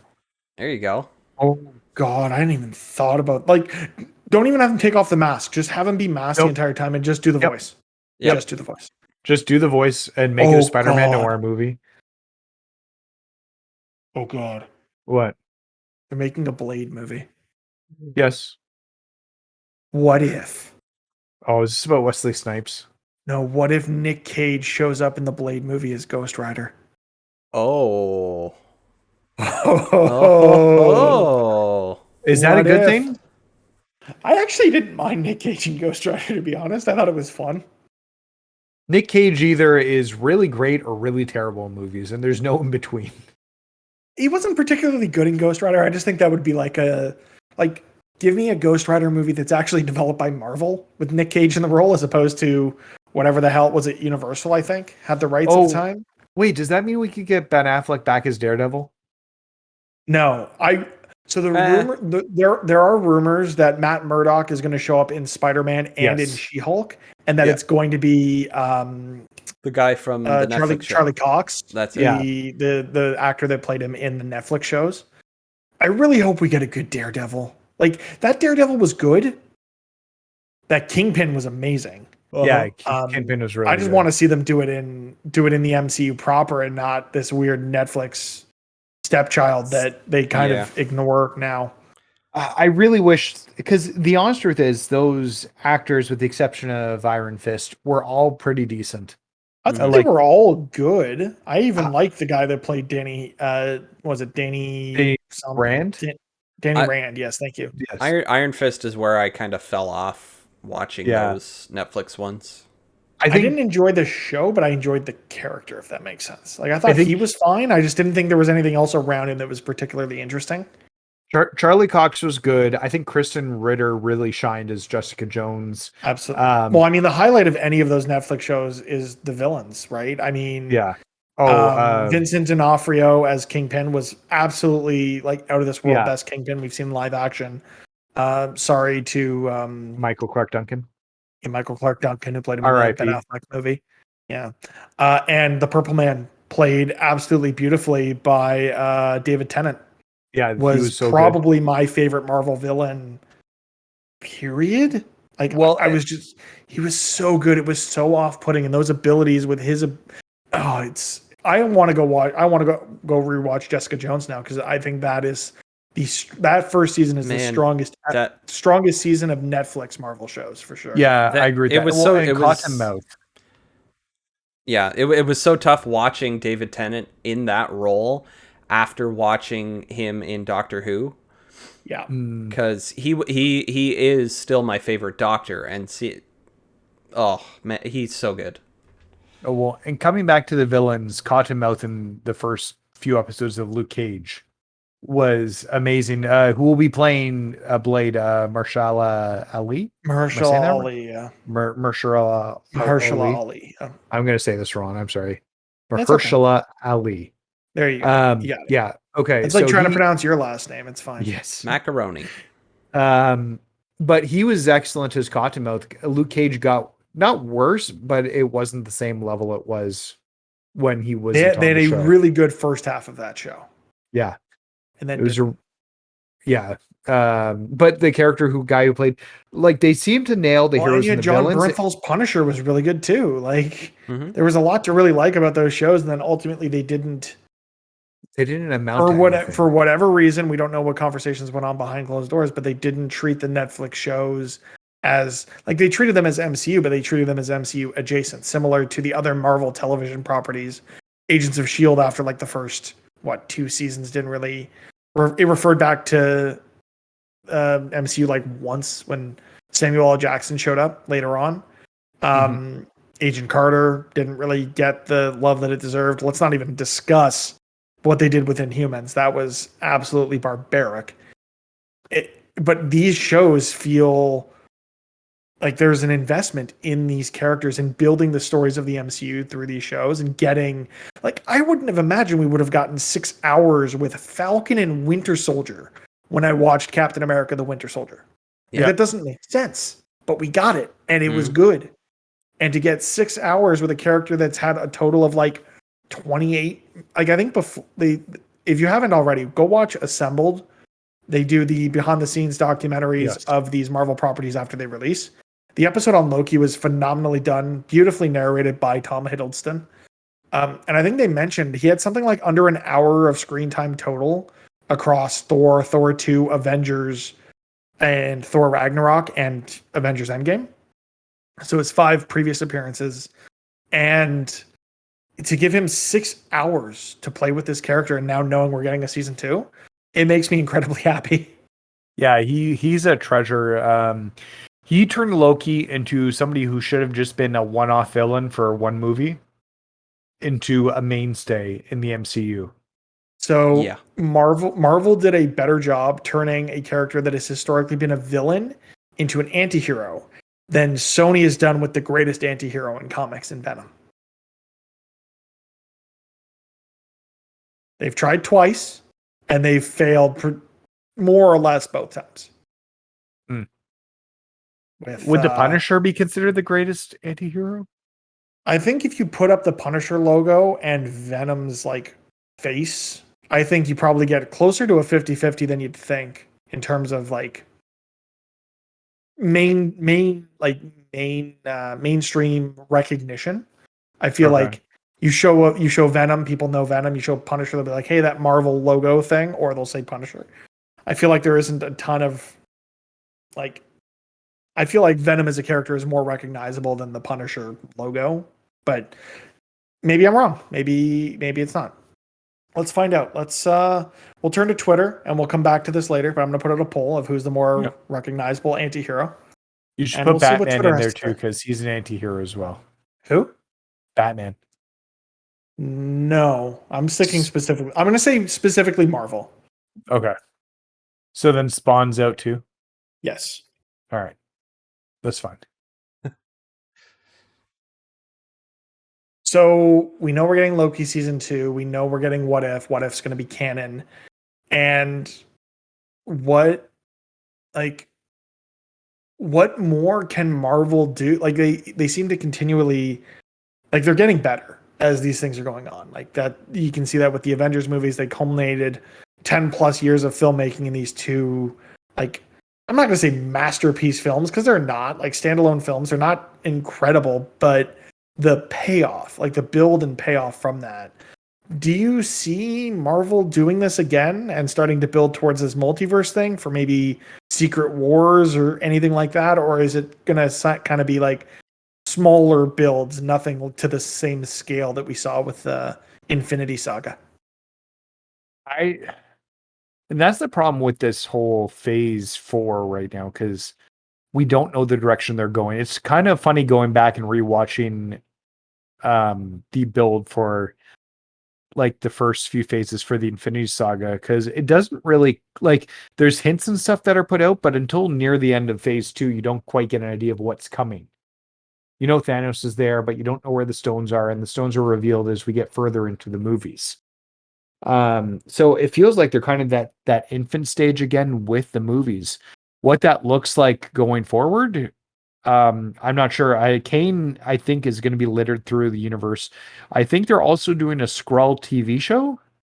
Yeah, and so there could be a secret invasion. They're planning Secret Invasion starring Samuel L. Jackson and Ben Mendelsohn coming back as the Skrull Talos from Captain Marvel. And we also, spoilers for Spider-Man Far From Home, but we see Talos again at the end of that movie.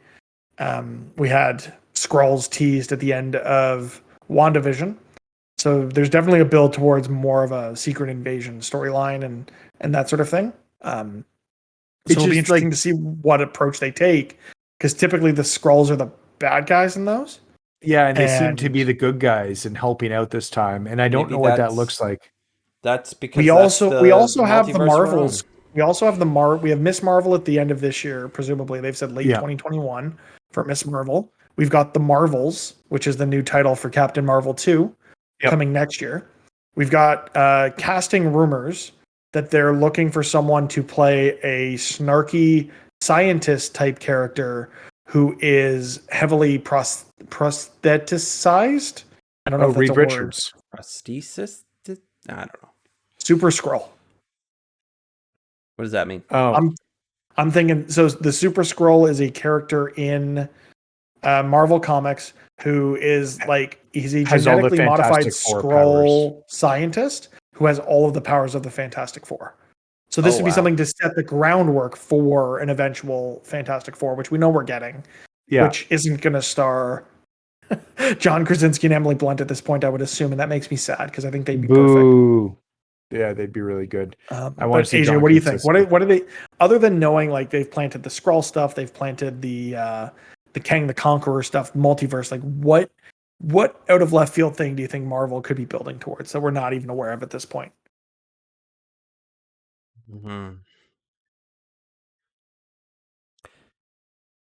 I don't know, like, because there's just too many options, and like anything I can think of really just sort of would make a good one-off what if episode. Like Cap getting his own Iron Man armor, what would he do with that? Well, and that's good. I think having those one-off episodes is like that's more to what I'm curious about, where people would go with those. And do any of those get popular or cool enough to inspire its own something bigger? That's very possible. Also, Mitch, when we're talking about things they're building to, we talked about Kane, we talked about Secret Invasion. We also can't forget the Thunderbolt / Dark Avengers. I didn't want to touch on that too much. We can get to that later. Yeah. When we see some of that come back. But yeah, we did see towards the end of Falcon that they're starting to build this sort of stuff. Maybe through crazy multiverse stuff, we get a Norman Osborn in the Spider-Man movie. Maybe Sony just gives up and finally sells its film division and the rights to Spider-Man revert back to Marvel. Maybe Disney just buys Sony because Sony.